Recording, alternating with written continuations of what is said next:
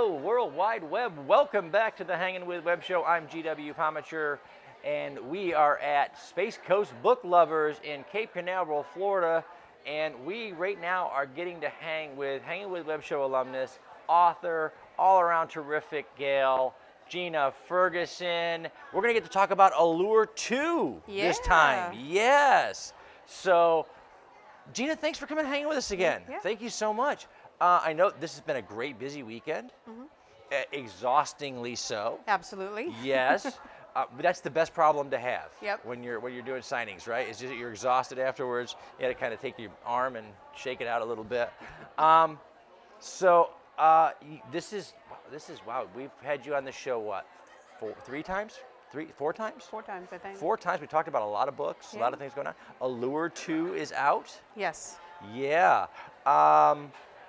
Well, I'll tell you what, let's remind them, they have a short memory. So let's remind them a little bit about your writing journey and where you started. I actually started writing when I was in high school, but I didn't take it as a serious pursuit. I got an award, literary award in high school for poetry. Okay.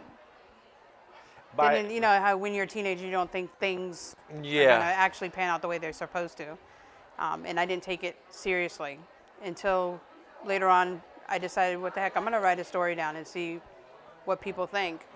And I gave the book to a co-worker with me, and she read it and she said, well, this is really good. You need to finish it and try getting it published. So I did. Of course, the first publisher I got wasn't really a really good publisher. So of course they got fired real quick. And then my second publisher did a fabulous job with me. They taught me the editing process. Matter of fact, it was put to me that what I'm learning now is what an editor actually does. That I could edit my own books, and yeah, you can go back and re-edit your books after a couple months. I always encourage our indie community, especially guys, the more you write, the better you get. Yes. The closer you work with your editors, the more you learn from your editors. So go back to that back catalog.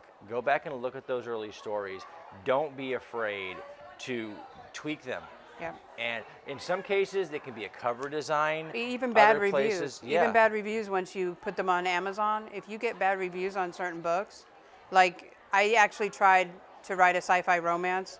It didn't go over well at all, which is okay because it was my first time, and everybody makes mistakes when they write. They don't do it perfectly the first time. Yeah. And you don't get better unless you keep on doing it and keep on doing it and keep on doing it. But I did find my process for myself is easier for me is if I write out like 20 or 30 pages, leave it alone for a little while, and go back and look at it with fresh eyes, and I pick up more mistakes than I would have actually picked up the first time I wrote it. Absolutely. And I can go back and fix it, also add more detail to things and make things sound better the way I want them to sound better. Because not all editors are really great at knowing what you want. They hope they do. They hope they give you the right advice. They hope they do that. Yeah, they steer the story in the right direction. Right. And it's not that I sway from somebody having an editor. You can have an editor. You can do however you feel is right for you. But with my style of writing, I like my stories to flow. And to be, and the great thing about indie writing in a lot of cases is that it's raw storytelling. Right. There's something less polished, and in that there's something true and real. And a lot of indie authors and small press authors, we struggle to keep that as we grow. And it's so, in your case, it's important to keep that. Your style is very raw, and it's too much polish would change the story and the outcome. Right, it would take away. It would take me from out of the story. Yeah. It would take my personality and how I want it to come out. If you can't suspend disbelief, it's going to be hard for your readers to suspend disbelief. Correct. So. All right, so we've talked about Allure and Hidden Hearts, and we've talked about all these books. Allure 2. The sequel to Allure. Yes. Tell us about Allure 2. People actually didn't enjoy how I left off Allure. They kind of, even though they loved the book, I received 5-star reviews on Amazon for it. they loved the book, but they hated how I gave them the cliffhanger at the end. But that's the whole important part of writing a second series or a second book to a series, is to keep that person ready and interested to read the next one. And the response that I got from Allure 2 so far is great. Where does Allure 2 pick up? It picks up after, oh my God, my brain just went blank. These things Too many happen books in my that, head. You know, we. It takes, oh wow, this is bad. And I wrote this book. She wrote this. Yeah. So, you know, she needs to go read Allure 2. Gina, when you get home, the link's down below. Go get it, okay? It'll be good. But I can just tell you that there is a character in Allure 2 that pops in from another set of book series. If you can pick him out, you got it. Nice. But it actually takes place it goes from America to Italy, where she finds out that she has another family. See, I'm remembering it now. I just had a brain fart. She finds out she has another family, and then she ends up finding another love interest. Okay. And the person that she thought her original love was from Allure has a dark side. He's also very mysterious about how he handles his business. And she doesn't really like that. So because it's almost like a controlling factor for her. Well, And this new love, it's an interesting thing to do in a romance series, because so many people are accustomed to that formulaic, less raw style, where it's at the end of a story that it's all going to be okay. Well, it doesn't necessarily mean that way. But life doesn't happen that way. That's what a plot twist is for at the end. That's right. So leave you hanging. Wow, fantastic. So we were catching the cover art. Okay. Same cover designer, same work. How are you working the covers these days? I actually pick photos off of Shutterstock, Okay. and I put them in the perspective that I want them to be seen at on the book cover. Nice.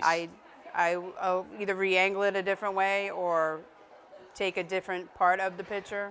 It's so many things going on when you're putting the novel together. There's the creative writing process, the art of working with photographs and lettering and things. Is there a particular thing that you enjoy most when the writing's done and everything is coming together? Bringing those things together is a whole creative art unto itself. Is there something that you particularly enjoy about that? I actually, I find the book cover halfway through the book. Really? Which inspires me to continue writing the rest of the ending part. That's kind of cool. Yeah, well, if you don't have the picture in your head of what you want the cover to look like, you can't really portray your story in a way that the cover is going to actually be conveyed right into the story. That is really, really cool. Now, you are always working on stuff, right? What's tickling your mind right now? This is something new for me. Yeah, what's tickling your mind right now? I actually started book number 9. Okay. It's tentatively titled Sex Feathers. Birds of a feather flock together. It's about a young woman that actually brings a man out into his own, she's a dominant, and she actually brings him out into his own dominant setting for himself. So it's going to be like a dominant book, where there'll be some interactions and also some complications because they both want to be in control. Which is a great place to play with conflict in that genre. There's going to be some darkness in it as well, and some twists. Wow. But I mean, the story's already been playing in my head while I've been here, and I don't have my laptop with me, so I'm really having a rough time this weekend because I really want to sit down and write. But I would have never made it to the book signing event today if I would have sat and write. Yeah, no, writers tabling with their laptops far away. Yeah, my daughter told me I had to leave it at home. Yeah, because ideas just tend to flow, and you're like, yeah, I'll sign that in a minute. I'm almost there. So, wow. Gina, thanks for hanging out with us again today. Too. Sorry, I didn't remember at the beginning of my book. We have to wrap it up, guys. We want to say thank you to our great friends over at Famous Faces and Funnies, the Space Coast Comics team, Krypton Radio, Hearts Helping Others of Central Florida. What a great charity group around Central Florida. Our great friends at the Foxwood Wine Company for these amazingly comfy chairs that we get to use now. Our friends over at the Cogler Emporium for some of our set decorations, as well as Josh Bauer at J. Bauer Art, and our great friends at Indie Originals and Space Coast Comics. These are the people who share these videos all over the web. We hope that you will join in and do the same thing. Remember, everybody, keep tuning in and keep logging on to see who we're hanging with next. Awesome. Thank you so much, Gina. Yes.